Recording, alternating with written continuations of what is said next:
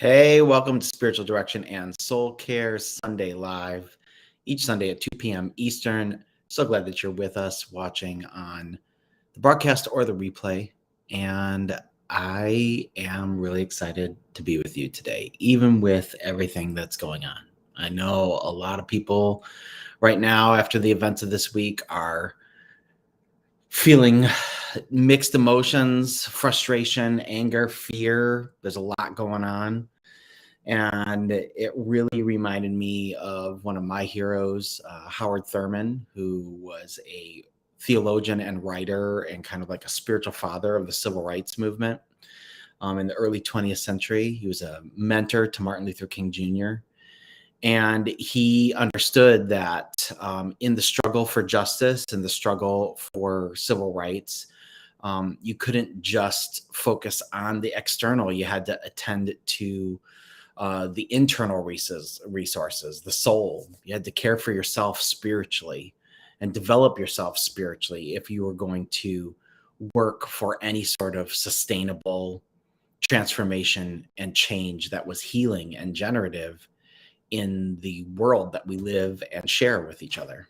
And so I thought it'd be important for us over these next few weeks just talk about the quest for peace, and especially today, where that starts, the work of cultivating peace within, peace within. And I think, if you are anything like me, for the last few days, I have been feeling anything but peaceful. If you look at social media, there's anything but peace. We've got a lot of stuff going on in our country here in the United States of America.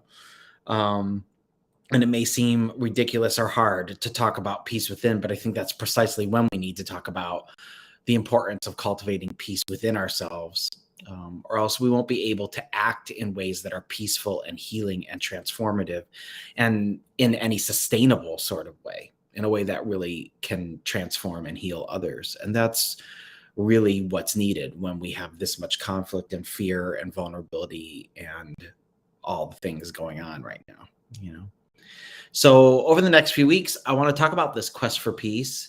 We're going to start this week talking about peace within, but I also want to talk about the 4 other components of the quest for peace, where we talk about peace within this week, what it means to be an advocate, to act justly, to offer mercy, and to initiate reconciliation. This is the inward to outward journey of peace. The inward to outward journey of peace, if we want to see any sort of lasting transformation.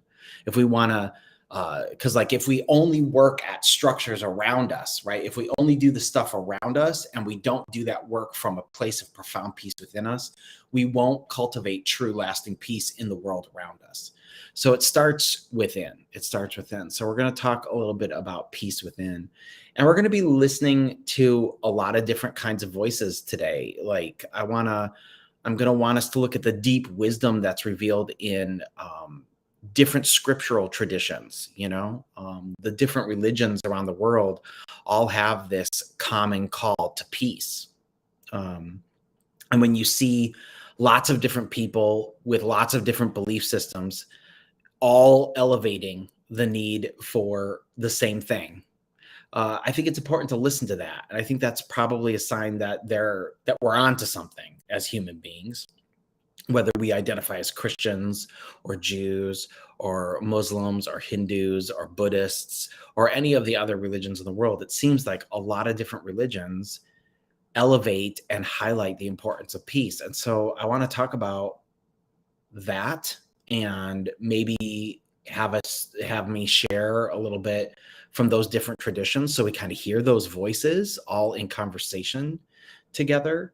I think for me, when things are hard or I don't understand what's happening, I really lean into ask why, and I want to learn. I want to get more information. I want to hear new perspectives, because those help me reflect and do this kind of work, get a better sense of what I value, So today we're talking about peace within, peace within.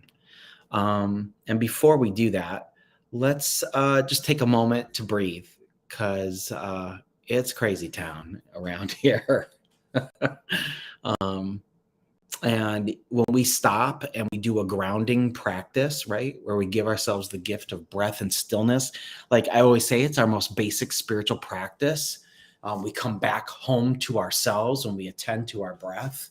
Our minds are focused on our bodies, and not spinning around everything out there, but we come back to ourselves and we're fully ourselves.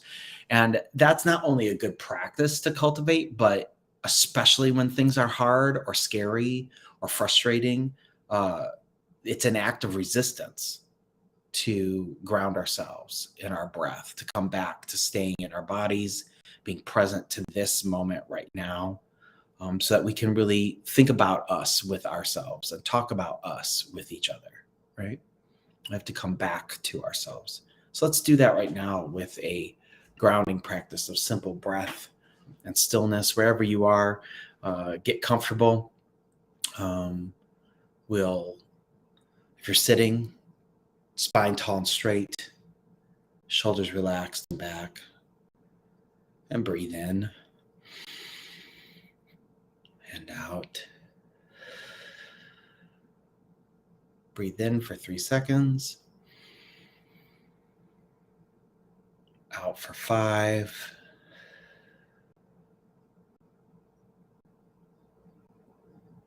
In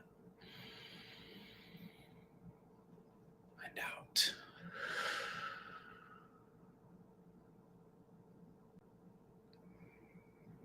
Just keep the rise and fall of your breath.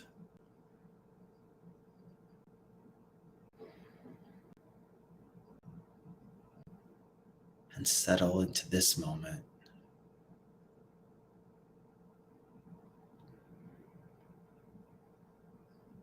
As we breathe and we are here together.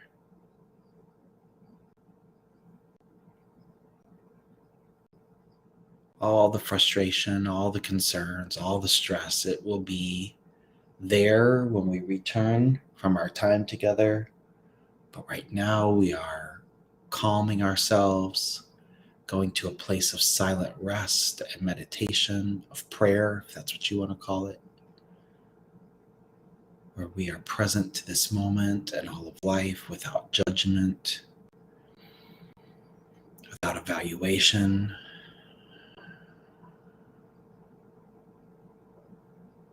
We are simply here with what is.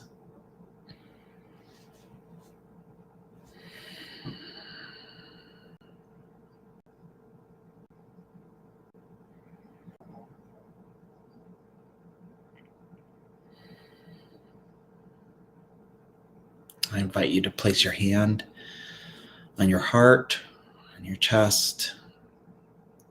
This elevates your sense of connection to yourself. You're more aware of your own self, your presence here as you breathe in.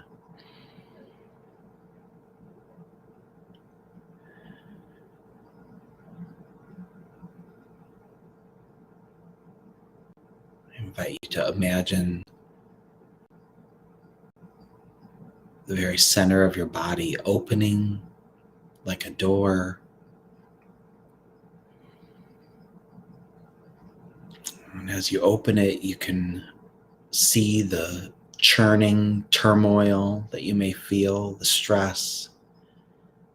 And as you open the door of the very center of who you are, nothing but light and love pours in, a calming force.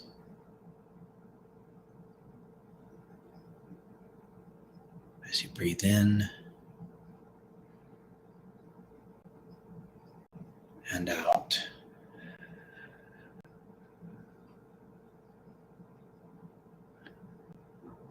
You have the power to choose peace within in this moment.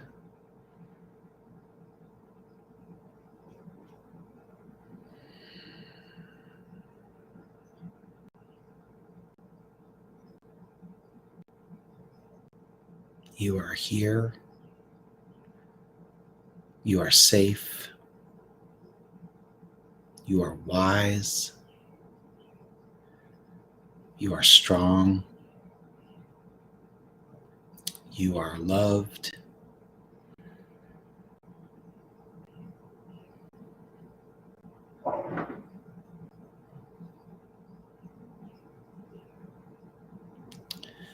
And we honor the sacred gift of each other's presence with each other on this call. Amen. Amen. So peace within. The Dalai Lama famously said that world peace always begins with inner peace.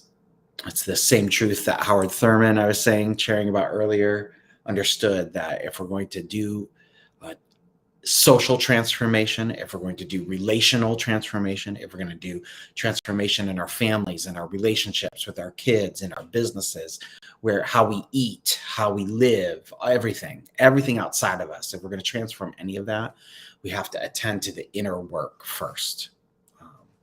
And things can seem really dire and pressing, and you can say we don't have time for that, but we do.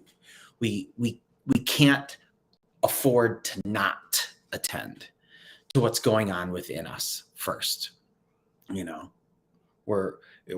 it's too pressing to not push pause and pump the brakes and go inward and reflect and ground ourselves. It's too pressing. We can't let the urgency of the needs of transformation and healing around us make us accept this assignment of urgency and then rush out like chickens with our heads cut off and go do work, transforming work, justice work, mercy work, healing work that is not flowing out of a deep place of justice and healing and mercy within us, right?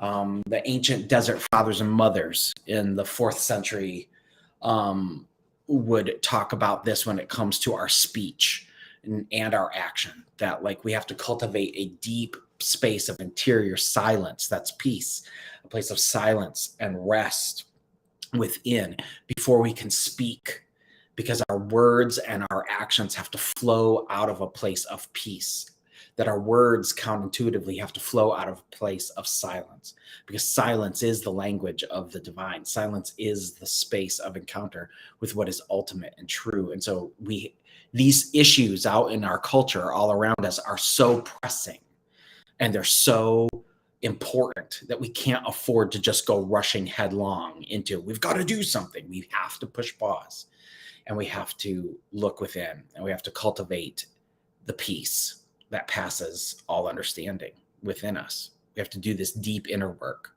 and get a foundation there, even as we then move out and have our outward work flow from that deep inner work.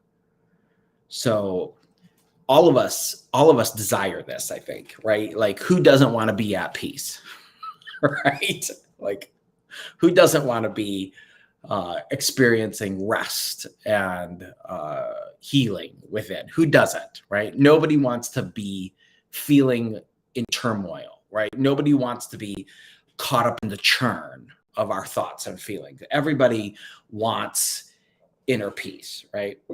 And in some ways, the answer the answer that we're talking about is simple, right? But it takes a lifetime. It's a lifetime of work, right?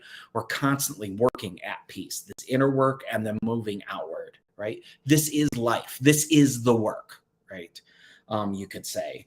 And when we have a strong sense of inner peace, the reason why we do this is because we know in those seasons when we've experienced inner peace, our conflicts seem to diminish. Our conflicts become less pressing to us. And in some instances, they completely disappear. When we cultivate inner peace, we get outer perspective, right? Peace gives us perspective. So we start to see that certain conflicts really aren't as big of a deal as we think they are. They help us get our priorities straight when we cultivate inner peace, because it helps not only give us perspective, but it helps develop our priorities, right? You start to see that petty thing that's like that's a hitch in that relationship, or that coworker might not be that actual big of a deal given everything else that's going on, right? Um, I was talking with a friend the other day, a family member, about a conflict that was connected to one of my kids at school. And it was a really petty, weird conflict. And the suggestion came to maybe lean into that conflict. And I was like, no, I'm not wasting 1 second of my precious divine energy on stupid petty conflicts. See, that flows out of a certain place of inner peace. Now, do I have inner peace on everything? Am I like some? No, I'm just like you. I'm like any other human. I've got areas where this inner peace thing is clear and priorities and perspective are clear because there's inner peace, right? But I've got other areas where like certain things go, even petty things, and they just set me off, right? Big things go, like we've had in this recent Supreme Court decision, has really unsettled me, because I spent the whole day working at the hospital, and the vast majority of my coworkers are nurses who are females, and they were really upset and scared. They weren't just angry; they were like scared. I had people terrified and crying about it, and so I felt really unsettled for most of the day because of it. So that's a sign to me that no matter how I want to engage with or advocate for others, that's a sign for me too that like I've got some inner peace work that I need to develop within. I'm just like you guys. But do you see how when we cultivate inner peace, it gives us perspective and it helps us clarify our priorities, right? There is nothing wrong with understanding that you do not have to accept the assignment of petty, right? And when you get free of petty, then you can actually start focusing on the things that matter,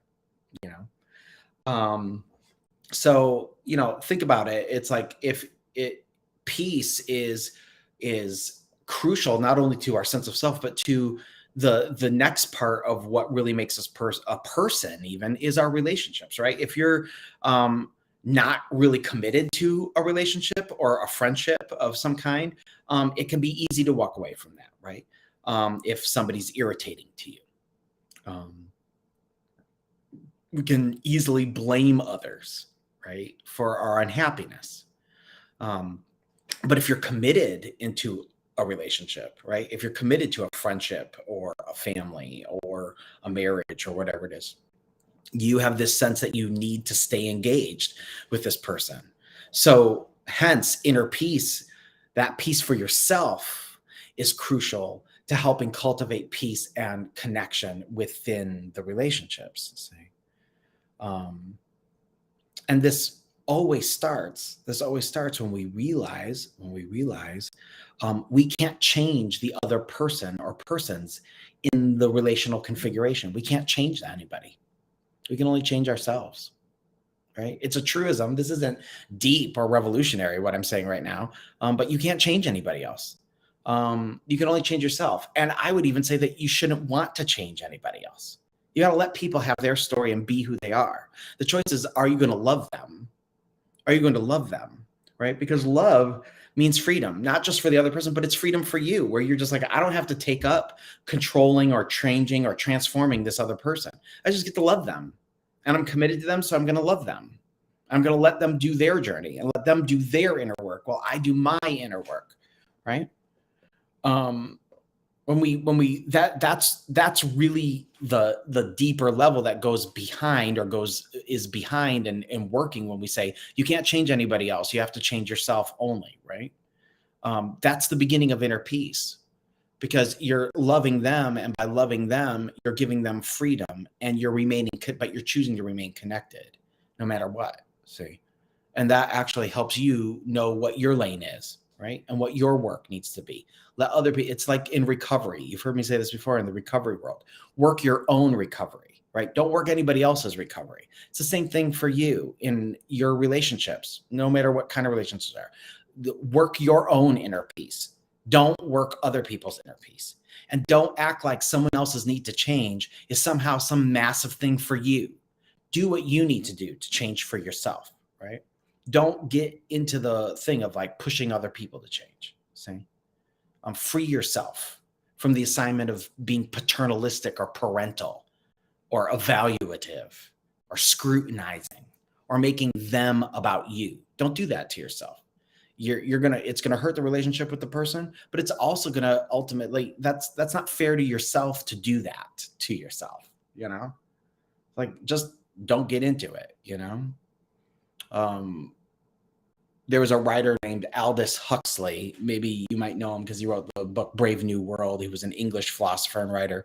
And he said, I wanted to change the world, but I found that the only thing one can be sure of changing is oneself. The only thing you can be sure of changing is yourself. So there's truth, right? There's healing truth in realizing that peace in the world, peace around us always begins with cultivating inner peace, right? And so as we learn to love ourselves that way and to love others that way and be willing to work on the areas of our personality, our persona, our self, right, that need to mature, to develop and grow, we start to actually manifest that peace within. So the first real step to get that perspective and that real sense of priority is to work on oneself and to free oneself and to free others from yourself and your judgment and your over attachment and your codependence, all that. Free yourself from it, free them from it. And look at your growth areas as simply areas that you need to mature and grow deeper in. See, I like it. I like it when we talk about it as maturity as opposed to morality. Right. Instead of, we would never say to a little kid who can't pick up the gallon of milk and pour it properly without spilling it out. We'd never say they were doing something wrong. We'd just say they just aren't ready to do it yet. Right. And so that's the same thing about our own growth and our own development. We've got to stop putting in a evaluative framework around it that is about making us feel like we're doing good or wrong when we're just growing into becoming more of who we are as a mature person, right? These areas of growth isn't about being bad. It's about just learning to be mature. And when you free yourself from that kind of moralistic framework and you see things more in terms of growth and maturity, then you let go of the judgment and the shame that actually restricts the change. Like, you can't shame yourself into change. Like, this is one of the key things about, like when religious language gets deployed, so many times religions claim to be offering peace by reminding you all the time of all the reasons why you should be ashamed and why you're bad. And like, that actually isn't the pathway to peace. No one can be shamed into transformation, right? You can't worry and churn yourself into peace. You just can't do it. It works against itself while claiming to offer the solution. It doesn't work. It just constantly holds out peace while offering a pathway that is self-defeating all the time. Like, we don't need that, right? We don't need it. You don't need it. I don't need it. We need to see our growth areas and our own transformation, our inner transformation, as a work of maturity. Free yourself from feeling bad constantly and say, I'm just growing. And so that stuff I used to do, or that thing that happened, I was doing the best I could with what I knew at the time, of my best self-understanding at the time and my best understanding of the world at the time, right? And now I'm doing something different. I'm trying to do better, right? This is way more generative and way more healing than anything else. One kind of fundamental principle for gaining inner peace, right, is described this way by an famous American public preacher from the 1800s. And he said this: if one should give me a dish of sand and tell me there were particles of iron in it, I might look for them with my eyes and search for them with my clumsy fingers, and I'd still be unable to detect them. But let me take a magnet and sweep through it, and how it would draw to itself these almost invisible particles by the mere power of attraction. So the unthankful heart like my fingers in the sand, can discover no mercies.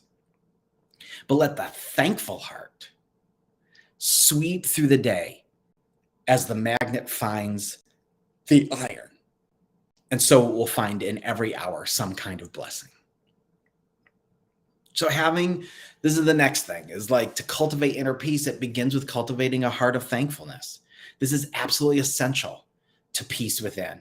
The other day, as I was leaving the hospital, I was walking out from by where my office is, and there's a chapel there. And one of my colleagues, who's a palliative care doctor, was walking in. And we started to talk to each other. I was like, "Oh, what are you doing?" She's like, "Oh, I'm getting ready to go home. But I had a good day, and I just wanted to step into the chapel and just have a brief moment where I just named and acknowledged things I'm grateful for today. And then I'm going to go home." And I thought that was absolutely amazing.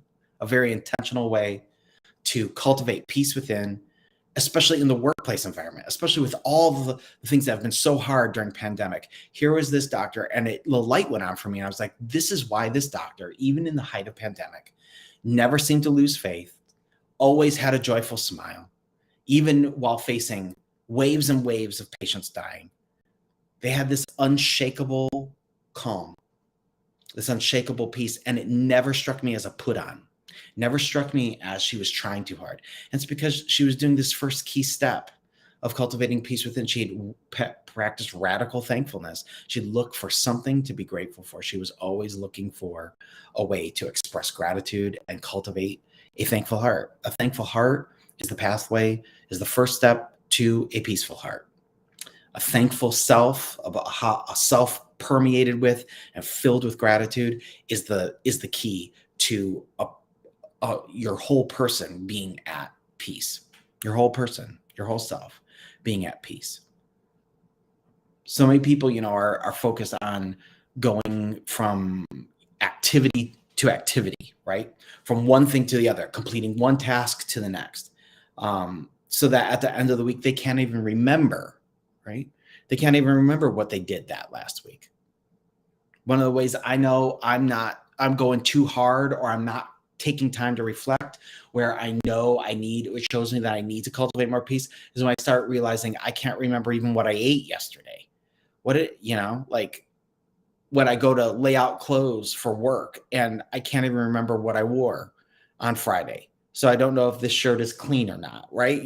That means I'm moving too fast. That means I'm doing too much. It means I'm trying to keep myself busy, and I'm going from task to task to task to numb myself, as opposed to cultivating gratitude and calm, and going slow to cultivate gratitude, to cultivate peace. Being numb and avoiding things is not peace, being at peace. And then we can't cultivate peace in our world and in our relationships if we're just pushing from task to task, right? And there's a real value in taking time to appreciate and taking in the kind of richness of our day, of our moments, of this present moment. Living with a thankful heart helps us be aware of all the blessings that we encounter in our life, if we just slow down to just pay attention. And when we can live our day then with that kind of looking out for reasons to be thankful, things to take joy in, things to delight in, that's how inner peace starts to grow within us. So tell me what you're thinking. If you're watching on this broadcast or on the replay, what do you think about this? How peace gives us perspective. It helps us see what our real priorities are. It frees us from being petty. It frees us from trying to control others and judge ourselves. It actually gets us on the pathway to freedom from pain and shame, by calling us to reframe our own struggles as areas of growth as opposed to areas of failure. We stop judging ourselves. There's so much going on here that I'm saying. Are you picking up what I'm putting down? Maybe throw it in the comments and let me know. And while I do that, I wanted to let us kind of reflect on maybe some writings from various faith traditions. I think this is really important today because I want us to see that regardless of if, like I said, you identify as Christian or Buddhist or is Muslim or whatever, right? That you will see that there's this deep wisdom, there's this deeper wisdom, this human wisdom of an understanding of our need to cultivate peace, our need for peace, and our ability to cultivate the peace that we need. See? Susan Henson says she finds all this talk relieving. Good.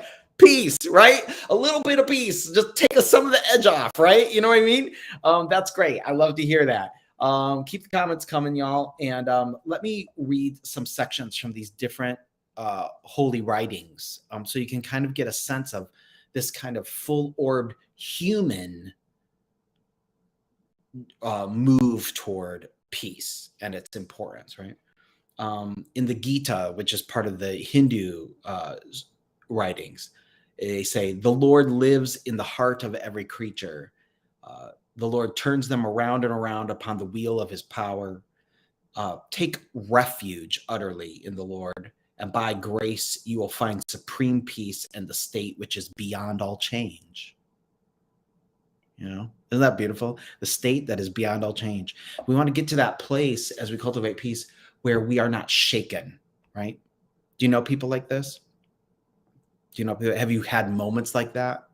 Like I said earlier, like there are some things that just can't faze me. I'm not going to argue about it. I'm not going to get into it. There are other things that really throw me for a loop. And so I have areas of growth there, right? But I'm trying to cultivate a complete state of peace, right? That is beyond all change, supreme peace in a state that is beyond all change. In Buddhist writings, they say, just as a deep lake is clear and still, even so, on hearing the teachings and realizing them meaning like making them real, right? Actualizing them. The wise become exceedingly peaceful. So being at peace, not fake, not like I said, not numbing or avoiding, but true peace, right, is a sign that you have accessed real wisdom, right? These are really human insights. Mark Clausen says, it's been very hard realizing that I can't change people. Peace has not necessarily embodied my soul as much as I wanted. I get frustrated that change is almost perceived as negative thing from some Christians that I know. Like I've grown and gained perspective and I'm complete 180 of the person I was in my 20s. And wouldn't it be terrible if you weren't, right? In my relationships, in my life, in my opinions. And I view this as good where others may see it as me being lost and needing prayer, right? Like it, not changing means not growing. And do you see what I mean? There are certain forms of religions that teach you to be afraid of that teach you that we're here to offer you healing. But as soon as you start getting healed and transformed, that's bad because you're not using the same language or whatever it is. Do you see? Like I resonate with that, man. Keep growing, keep training, changing. Keep taking care of your peace, right? In the Old Testament, in the Hebrew scriptures and the Christian scriptures, it says very famously, the Lord bless you and keep you. The Lord make his face shine upon you and be gracious to you. The Lord turn his face toward you and give you peace, right? The whole point of that blessing is to what? Bring us to a place of peace, of profound rest, right? Jesus said in the Gospel of John, peace I leave with you. These are some of the last things he said to his disciples. Peace I leave with you. My peace I give you. I don't give you the way the world gives. That means it comes and goes, right? Don't let your hearts be troubled and do not be afraid, right?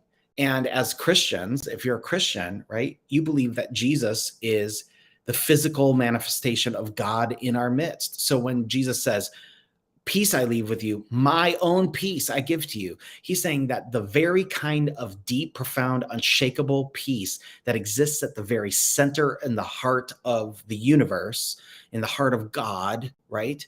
God's own self-grounded, unshakable, love-filled, joy-filled, delight-filled perspective is yours.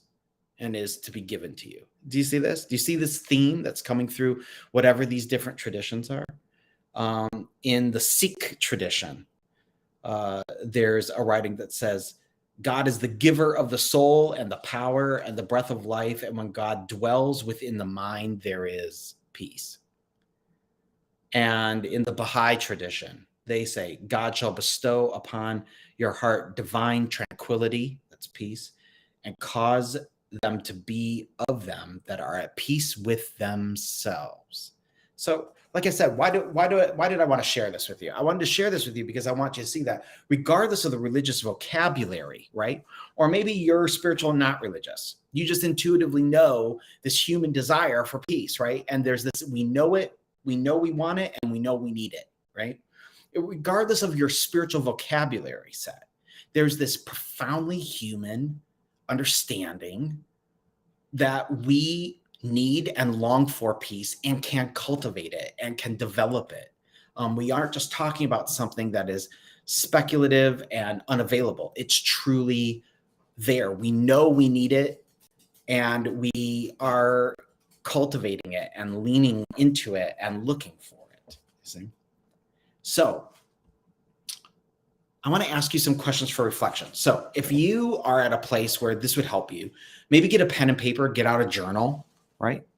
And I just want to ask a couple questions. And these are kind of questions for reflection. And I just want you to do this work right now. Okay. Or maybe write these down and come back to them later. Okay. I'm going to give you a few moments on each one of these. I want you to think about now, we've kind of done this big picture about what peace is, our need for it, ways it benefits us, how we can cultivate it. The first step toward a peaceful heart is a thankful heart. We've looked at how all the human traditions show us that this is a thing. This really is a thing, right? All the major religions are talking about it, right? We get it, right? Whether you're, therapists are helping people, if your framework is a therapeutic model, brain science, anxiety, all we're talking about all the time is how much people are anxious and not at peace and all these things, right? So we get it, right? All these things. Now, I want us to go from that 30,000 foot level, and I want us to go to ourselves. I want you to think about yourself. I want you to go to you now about peace, okay? Mark started sharing some of it in the comments. Susan's kind of gesturing toward it in her comments as well. I want you, whether you're watching this on the replay or not, here's some questions for reflection. I want you to write these down, and maybe you can start writing about it now, or you can come back later and do this as kind of an exercise today, okay? I also have an exercise for you, but here's some things to think about right now. Question for reflection. On a scale of 1 to 10, 10 being the most inner peace that you feel and can conceive of, how do you right now, how would you rank your peace within today, right now, right? Don't think about even yesterday. Don't even think about before this. Don't think about the lack of peace you're anticipating, after the broadcast is over. On a scale of 1 to 10, how do you rank your peace within?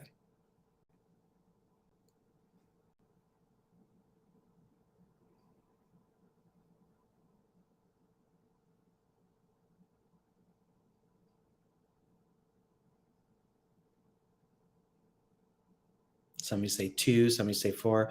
I'm going to say a solid 6 with terrifying bouts of a 1.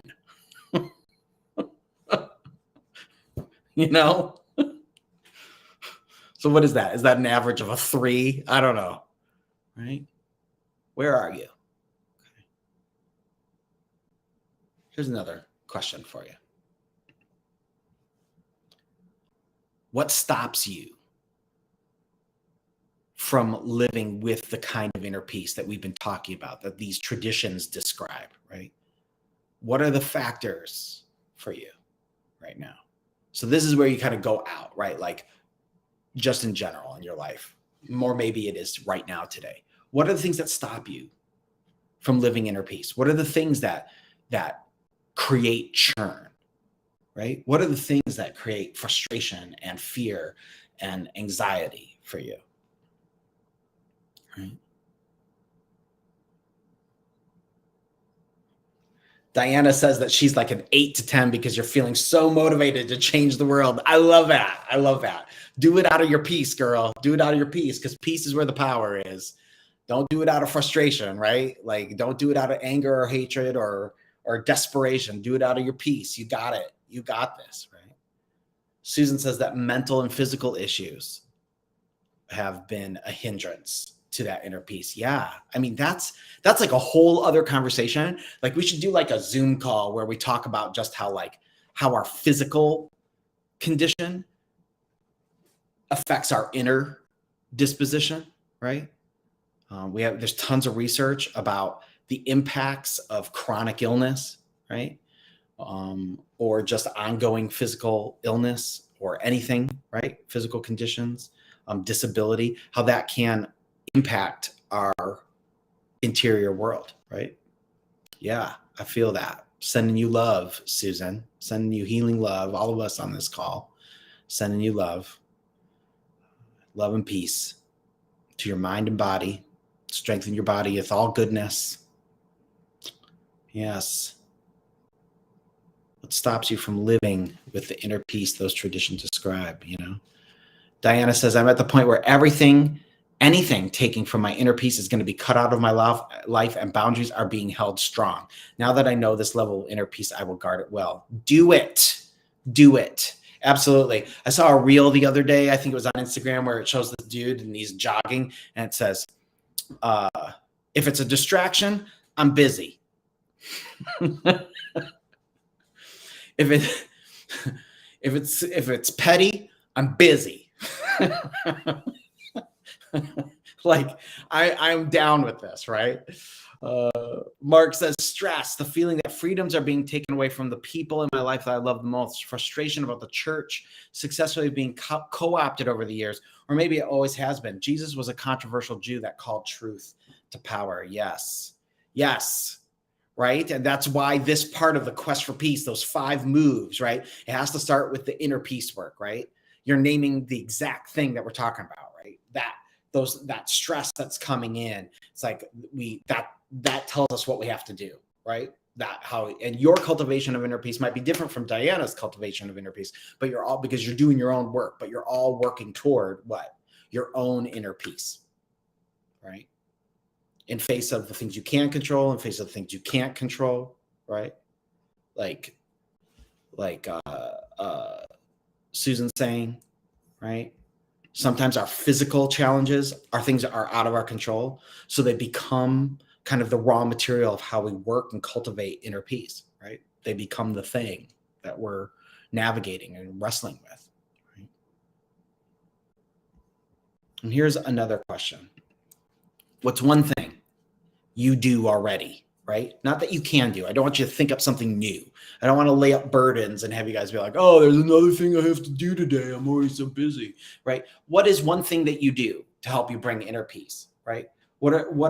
Maybe it's a coping mechanism, you know, that you realize is actually a really sustainable strategy for your soul and for supporting your human core, you know?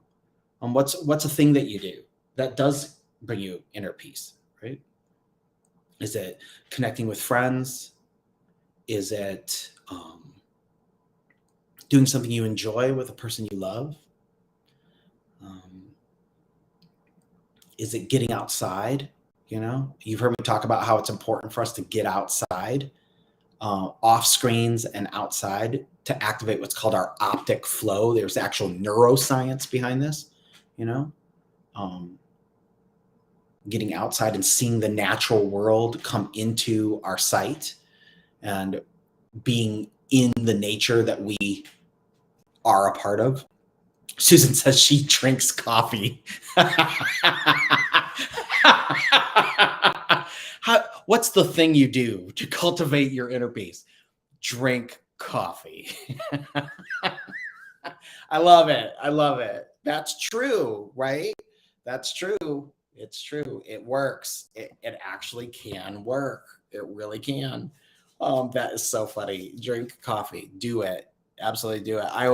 When I go to the hospital, I always tell people, you're going to wake up every morning either with coffee or go into a code. So you might as well get coffee first, you know, because a lot of days it's both. So you might as well get that coffee because it's not fun to start the day with code blue, you know? It's like, you don't want to start with crisis. So if you have to get up half an hour earlier before the sun to make sure you got your coffee, do it, right? I love it. Oh, Susan says she grinds the beans. That's awesome. Do you roast them too? Like, I know some people are roast their own beans too at their house. They're like hardcore. All right. Well, Susan, you'll have to tell us what your preferred coffee is. What do you like? Sumatran or Ethiopian, or what's your thing? You know, send us some recommendations. Put them in the chat. Okay. So here's these 3 questions. On a scale of 1 to 10, how do you rank your peace within? What stops you from living with the inner peace that is described in this human wisdom that we see, that it penetrates deeply throughout the traditions? And what's one thing that you do right now to help you bring inner peace? As we get ready to wrap up here, Mark says, I dote on my fur babies, drinking and cooking, acting and being with other creatives, perfecting communication with Diana throughout the years, watching Diana become the woman she was meant to be. You know, I love that. I love that last line too. Can I just say, can I love that? That there is something about supporting another person that you love and seeing them become, right? Seeing them become. It doesn't always have to be like amazing, right? Like, but just seeing a person unfold and you delight in that person and their process, because to love a person is to love a process, as my friend David Dark says, which I love. To love a person is to love a process. And I absolutely love that. And that's part of that, letting another person, the person you love, just be who they are, right? Free, not getting into their change work, but letting them do their change work, honoring them, right? Honoring them with the respect that says you are a grown ass adult and you get to do your change work, right? And I'm here every step of the way. I can't do your work for you, and I can't be blamed when you're having trouble in your inner work, right? But like, I'm here every step of the way. And maybe all I can do is, bring you bread and cheese and a little wine. But I'm here, right? You know what I mean? I love that. I absolutely love that.